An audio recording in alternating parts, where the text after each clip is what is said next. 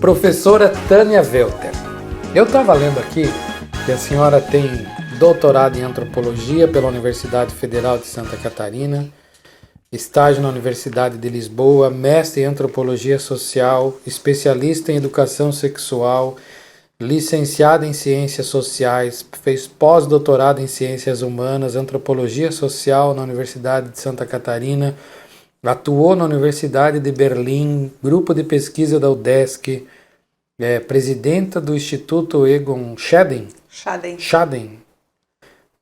membro da Associação Brasileira de Antropologia, núcleos, pesquisadora do Instituto de Estudos de Gênero da Universidade Federal. A senhora rodou nos estudos aqui, né? Não, na verdade, eu mencionava, né, que eu sou de uma cidade do interior de Santa Catarina, inclusive tríplice fronteira, né? Faz fronteira com o Rio Grande do Sul e com a Argentina. Sou filha de agricultores e pessoas... De Itapiranga. De Itapiranga. Lá no começo do estado. Lá no começo do estado. Onde começa Santa Catarina. Então, ou termina, né? Ou termina. Para quem é de lá, começa. Para quem é daqui, termina lá. Exato, né? E quando eu estava no ensino médio, né, tinha muita vontade de estudar. E aí fiz um movimento migratório, né, como era muito recorrente na época. Com 16 anos. 16 anos você saiu de Itapiranga sozinha e veio para Florianópolis. Vim para Florianópolis. E aí se afundou nos estudos, pelo jeito. Pela quantidade nunca mais parei de estudar.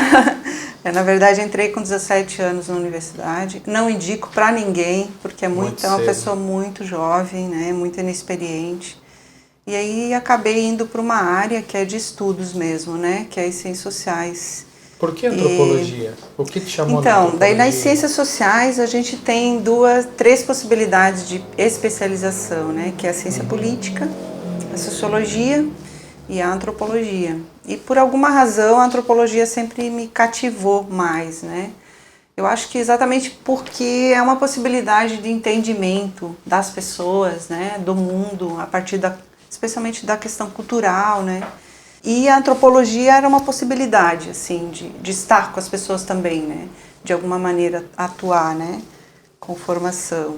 E eu acabei indo para o mestrado em antropologia, doutorado em antropologia, e de forma muito engraçada, assim, pela própria história, né?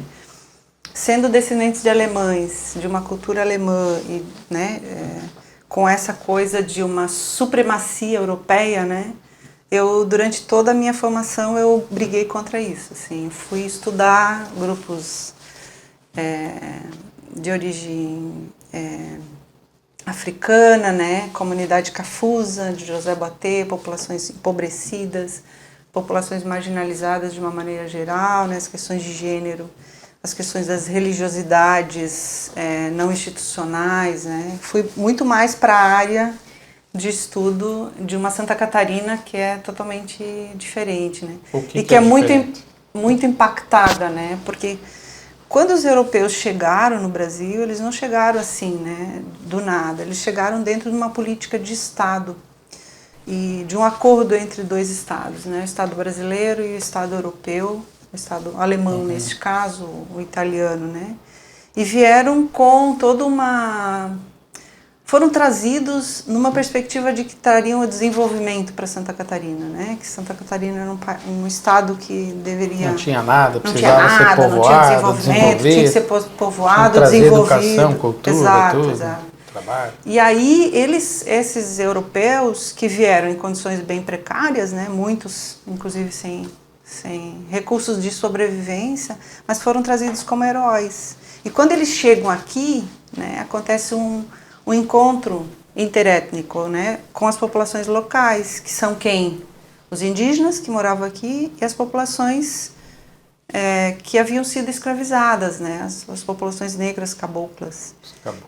E aí acontece quase um genocídio, né, no sentido das populações indígenas e também caboclas, né? E eu me aproximo durante o mestrado dessas populações, né? Para estudar, para entender, para ver como resolvia as suas questões, ver as suas resistências, né?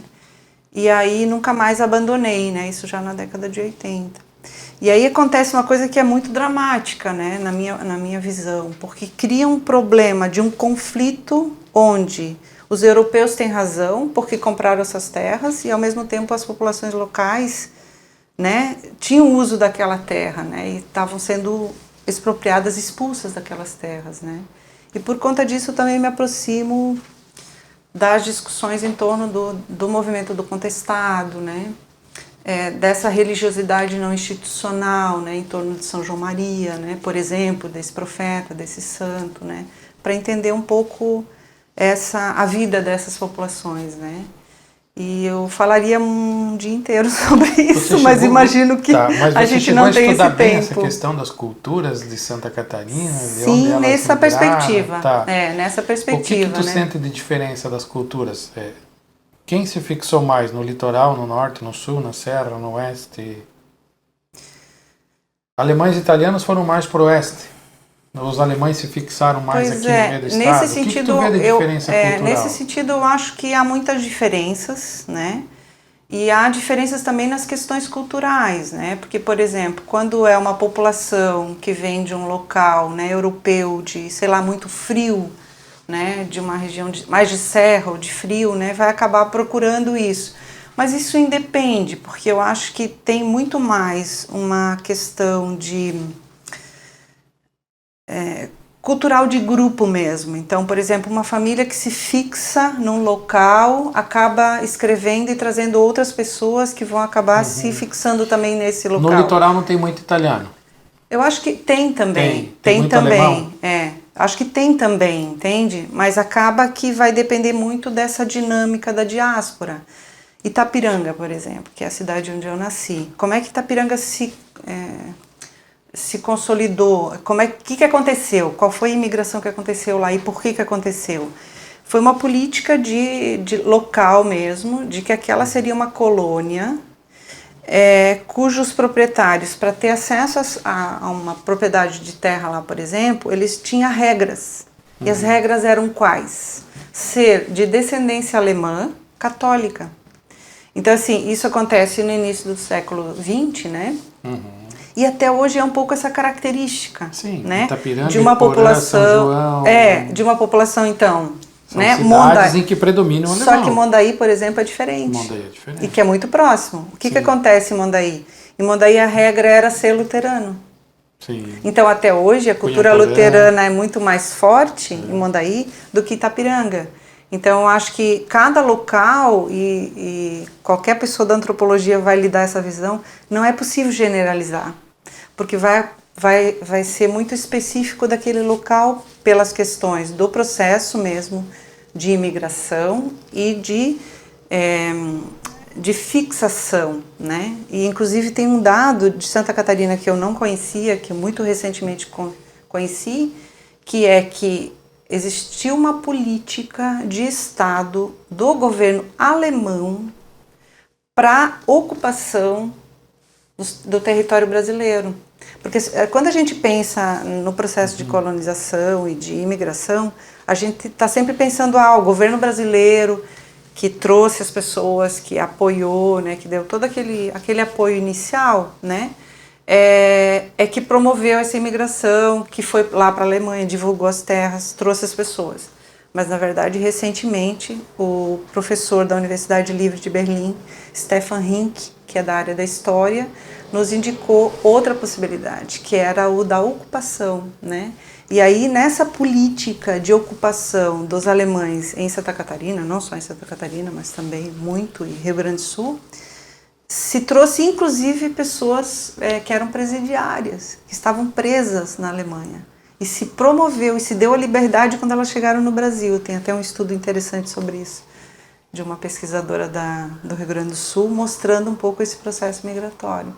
Então, assim, eu tenho dificuldade de generalizar, dizer, eles estão mais aqui ou lá, porque tem esse movimento. Tem algumas peculiaridades. Né? Tem peculiaridades, sim. Né? Como o extremo, algumas cidades predominam mais o alemão, mais o italiano. O caboclo está espalhado por tudo. Está espalhado, só que a questão do caboclo é uma questão muito delicada e muito complicada. Por exemplo, desde 2012, tem sido feita uma série de eventos em torno do centenário da Guerra do Contestado, né? Porque a Guerra do Contestado começa em 1912. E aí uma das graves constatações de Santa Catarina é que as populações que viveram essas expulsões por conta dos colonizadores europeus que vieram na época e as populações caboclas foram sendo expulsas, né? Essa mesma situação ainda é presente. 100 anos depois, essas mesmas pessoas continuam pobres. Municípios onde isso aconteceu mais fortemente os municípios que têm o menor IDH de Santa Catarina, e continua dessa forma. E aí, se a gente vê onde estão as populações Mas esse caboclas, povo é mais feliz ou é mais triste? Certamente mais triste na questão da sobrevivência, mas culturalmente talvez não, né? Uma vez eu almocei com um padre católico que veio de Goiás. Ele estava em Quilombo. E eu pedi para ele que ele sentiu de diferença do interior de Goiás para o interior de Santa Catarina. E o que ele me relatou foi de que no interior de Goiás as casas são muito simples. Casas de barro, as pessoas com uma condição financeira muito limitada, mas porém com uma alegria, um prazer em viver, recebendo o próprio padre na casa, com um sorriso, conversando. E aí ele disse que ele chegou, encontrou uma região do interior de Santa Catarina financeiramente muito desenvolvida, casas bonitas, as pessoas com carro bom, mas no entanto as pessoas mais tristes, mais sérias, mais preocupadas, cabeça baixa. E ele disse que isso chamou muito a atenção dele. Que onde está a felicidade? Eu não sei se seria felicidade, mas de certa forma eu concordo com essa análise, assim, né? Porque existe uma população, por exemplo, essa de descendência europeia, que está muito mais preocupada com o ter, né? Do que do ser. Com garantir o seu futuro, né? Ou seja, construir coisas para o futuro. E essa outra população, que é a população cabocla, é muito o do bem viver, né? Viver hoje, feliz, alegre, o dia de amanhã é outro dia. Que recebe a gente com o que tem e oferece pra gente o que tem de melhor, né? Uma coisa que sempre chama a minha atenção, toda vez que eu tô com essa população, né? É muito diferente o acolhimento, tem muito mais acolhimento, tem muito mais atenção com a outra pessoa de fora, né? E eu entendo perfeitamente aí o padre, principalmente com a questão de ele ser padre mais ainda, né? Mas eu acho que existe uma diferença, assim, que é de que o momento presente é o mais importante e a vida é tudo aquilo. Nas culturas indígenas isso é uma coisa que a gente pode dizer, né? Que tudo é vida, né? Não é o depois, é o agora, né? Que é diferente dessa cultura europeia que é o futuro, né? Não, eu vou ser feliz no futuro, quando eu conseguir alguma coisa, quando eu tiver o carro, quando eu tiver a casa, quando eu tiver... E essas populações acho que vivem hoje com o que tem, né? E aí, obviamente, que a relação com a vida é diferente, né? Deixa eu te fazer algumas perguntas para tu me responder assim bem rapidinho. O que é para ti direitos humanos? Eu acho que é uma coisa de responsabilidade de quem está num país, né? A gente deve lutar pelos direitos humanos porque é defender a humanidade, né? Na verdade, de certa forma. O Brasil? Atualmente um caos, uma tristeza, né? E que não combina, na verdade, com os brasileiros, né? Que é um povo que é alegre, que é criativo, que é esperançoso. Atualmente eu vejo que a gente está em suspensão, né? E que a gente precisa reagir. E a religião? Eu acho que a religião, eu não vou falar, eu sou uma estudiosa de religiões, né? Então eu não vejo a religião no sentido institucional, mas eu acho uma coisa importante na vida das pessoas, né? E o cada futuro? Um. Pois. Uma preocupação para mim. Uma preocupação. Que bom. Muito obrigado, doutora. Imagina. A você por ter vindo aqui conversar conosco. Muito obrigada.